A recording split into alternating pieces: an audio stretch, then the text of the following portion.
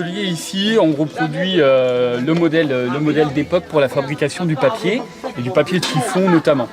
Donc le papier, c'est une invention qui est très très vieille, ça date d'il y a 200 ans avant Jésus-Christ. Nous en France ici, on l'a utilisé couramment à partir du XIVe siècle. Un grand espace de temps, puisque d'abord ce sont les Chinois qui ont inventé le papier et qui ont jalousement gardé leur secret. Ils l'ont transmis qu'au 8e siècle aux Sarrasins. Les Sarrasins sont remontés par la route de la soie et ont apporté le papier jusqu'en Europe. En Europe, on était chrétien, on a eu du mal à accepter une invention païenne et donc il a fallu un certain laps de temps avant qu'on accepte de remplacer le parchemin par le papier. Mais pour faire une feuille de papier, bien sûr, on va ramasser des chiffons dans la ville qui vont les apporter à un moulin. Le moulin va procéder à certaines étapes pour produire de la pâte de papier qui ressemble grosso modo à ceci. Voilà, une espèce de bouillie ici qu'on va pouvoir ensuite mettre en suspension dans l'eau pour pouvoir former les feuilles. À l'époque, on forme les feuilles une à une et à la main en utilisant donc un tamis qu'on appelle une forme et une couverte qui est un simple cadre de bois et qui va délimiter les bords de la feuille. Donc on plonge notre forme et notre couverte à l'intérieur du bac d'ouvrage et on va pouvoir ramasser comme ça la pâte à papier et la laisser s'égoutter suffisamment pour former une feuille primaire qui contient 90% d'eau. Et donc on va ensuite procéder à d'autres étapes pour pouvoir enlever toute cette eau, cette humidité et récupérer une feuille propre à l'écriture.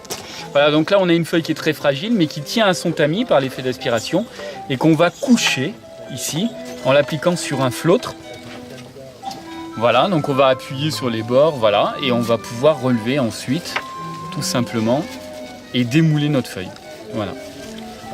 Voilà, la presse va exercer sa pression, elle va nous permettre de redescendre à 50-60% d'humidité. Ça fait encore beaucoup puisque au moins la moitié de la feuille est composée d'eau, mais c'est suffisant pour qu'on puisse séparer les feuilles des fleutres et ensuite les mettre à sécher sur le séchoir.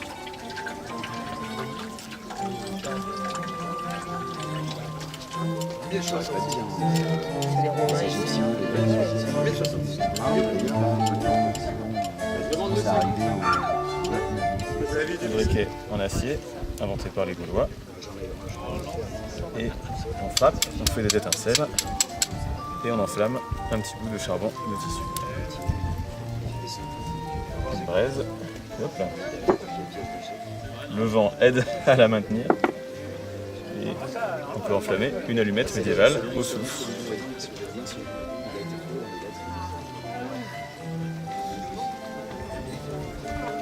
Non, mais ce qui est intéressant, c'est comme ça a été trouvé une date.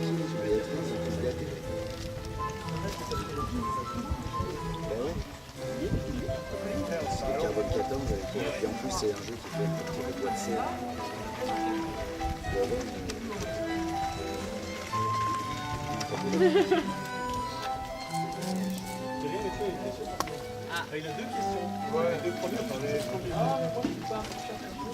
Le devant, je crois que mon allumette va se faire souffler.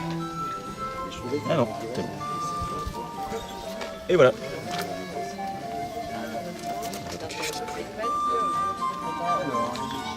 L'ancien régime, les navires par exemple avaient outre le blason principal, ils avaient un blason différent.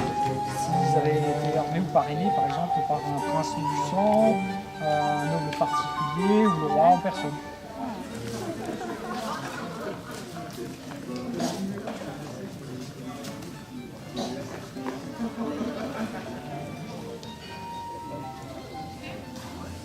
Décalage, on va avoir un petit fond vert et après avec le mélange de couleurs, après on peut mettre toutes les couleurs, du bleu au rose fuchsia, au violet, donc après bon, nous, noir ou marron foncé. Là, vous voyez, donc là par exemple, après voilà, il y a du marron très très clair, du marron très très foncé, mais là sur celle-là je peux avoir la même teinture que celle-là, en rajoutant un peu de noir, même directement, il y en a qui mélangent les teintures directement.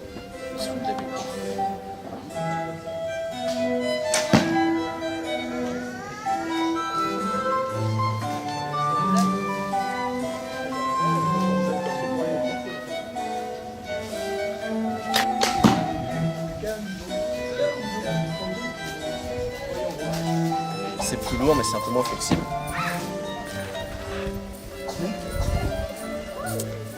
Hop.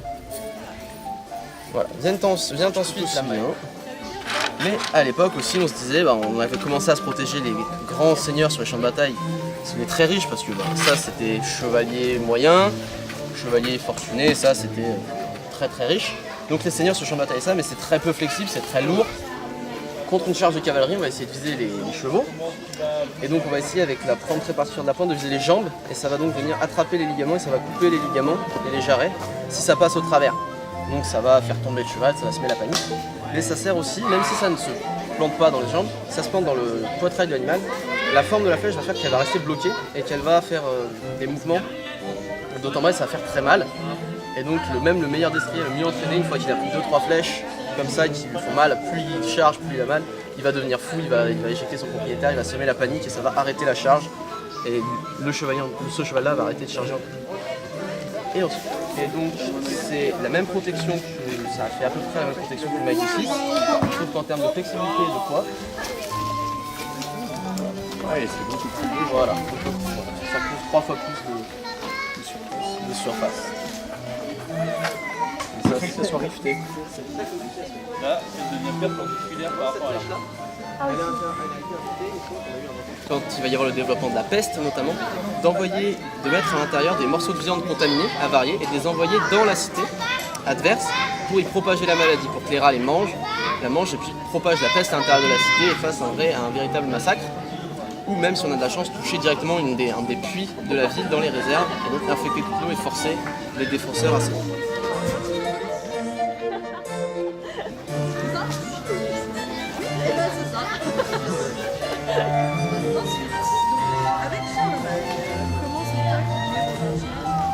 Dodo.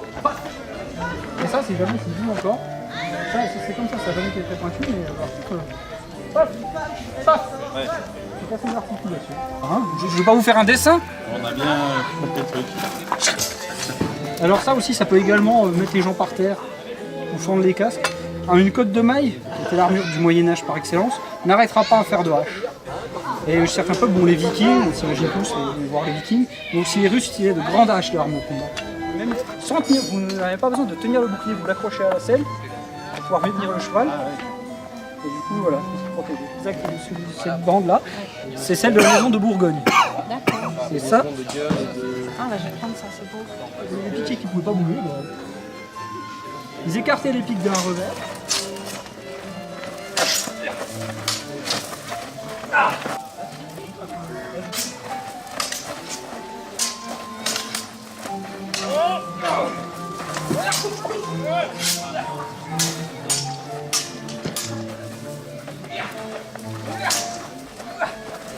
Bouée de poulet aux épices et aux fruits secs, donc amandes, abricots moelleux, des pruneaux, du radulard, du miel, des épices, des pois chiches, des épinards et des carottes. Voilà.